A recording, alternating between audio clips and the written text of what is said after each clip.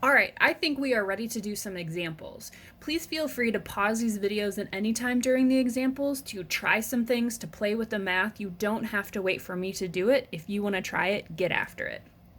So here is our first problem.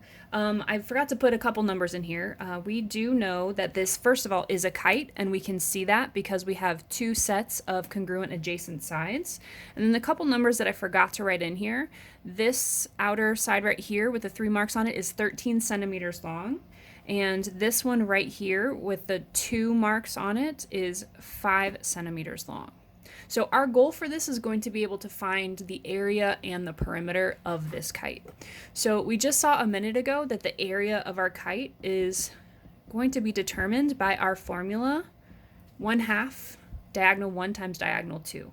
So we need to find the length of each diagonal in order to do this problem. So as you look at this picture, what do you notice? Is there any way for us to find the area or baby steps to find the length of each diagonal? Well, if you see, this guy right here has 2 marks on it, and so do these two sides, which means both of these are also 5 centimeters long. That's really helpful information because that means this whole diagonal right here, we can call it diagonal 1, is 10 centimeters long. So we already have half of the information that we need. We already have diagonal 1. So all we need to do now is find the length of diagonal 2. We have part of it. We know part of it is 5. By the way, these 3 parts are not always going to be congruent in a kite. It just so happens to be congruent in this problem. So we already know part of our bigger diagonal. All we have to do is find this part, then we can add them together.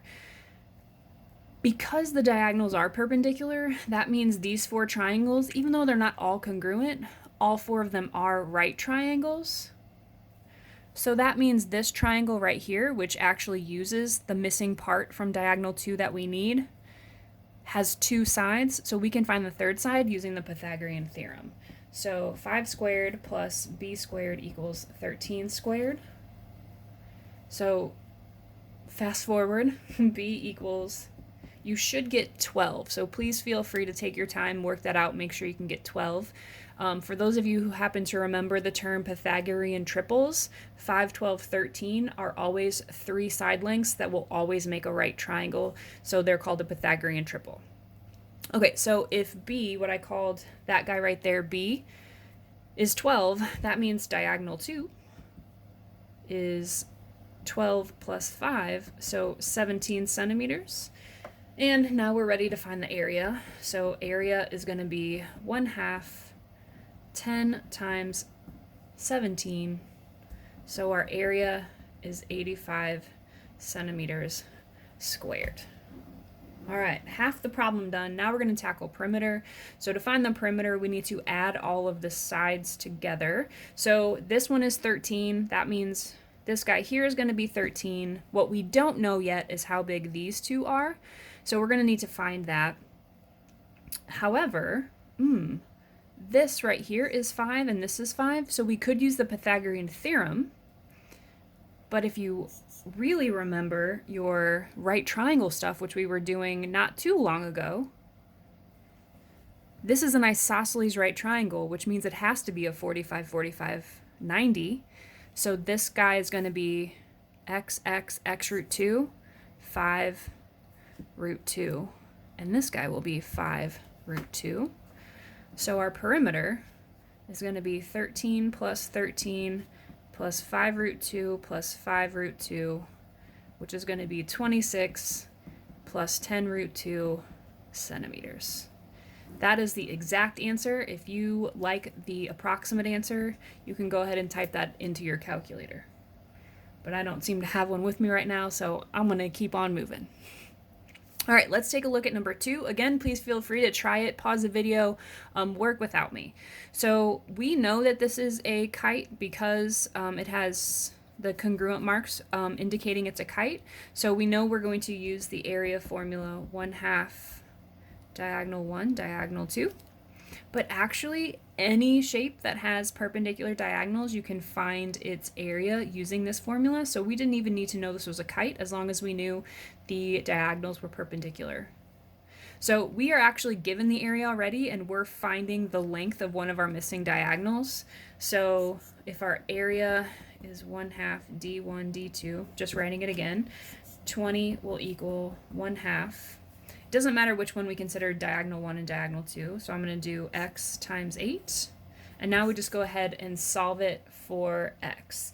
So we've got 20 equals 4x. X will equal 5 centimeters. All right, we have one problem left to look at. This one is about a rhombus. So we've done a couple kite problems. Let's do another rhombus problem. So this one says a rhombus has a perimeter of 20 meters. The length of one diagonal is 8 meters. Find the area.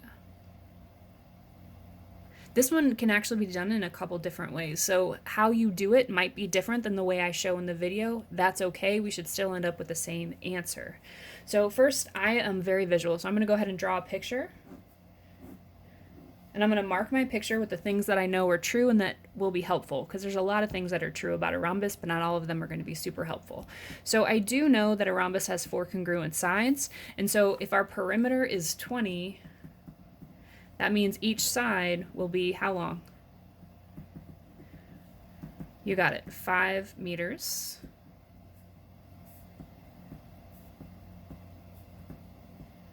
All right, and we know the length of one of our diagonals. We don't know if it's the longer one or the shorter one. It doesn't really matter. I'm going to draw them both in.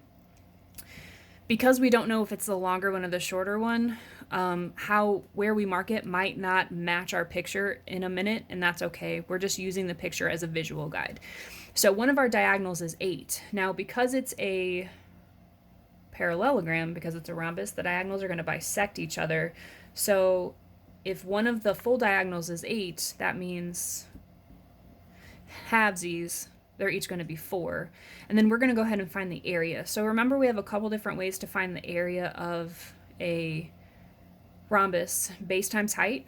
We have a base, we just don't know the height, so that one's not going to help us. Or we can use that area formula, 1/2 diagonal 1, diagonal 2. Or you can think about this as 4 different triangles. So find the area of one triangle, multiply it by 4. You can think of it as 2 triangles, find the area of this triangle, multiply it by 2. You have lots of options here. Either way, though, I'm going to need to know the length of this diagonal to help me figure some stuff out. So because it's a rhombus, we also know we've got a right angle in there. So Pythagorean theorem, we got a right triangle. We can use the Pythagorean theorem to find this missing side. So a squared plus 4 squared is equal to 5 squared. This is another Pythagorean triple. A is gonna have to equal 3, 3, 4, 5. Those numbers will always make a right triangle. So this guy here would be 3, which would make this one over here also 3. Once I know that, then the area is going to be 1/2 6 for the full diagonal, 3 plus 3 times 8. So 1/2 of 6 is 3, and 3 times 8 is 24 meters squared. All right, if you have questions, please make sure that you reach out to your teacher. We'd be happy to help you. Thanks. Have a great day.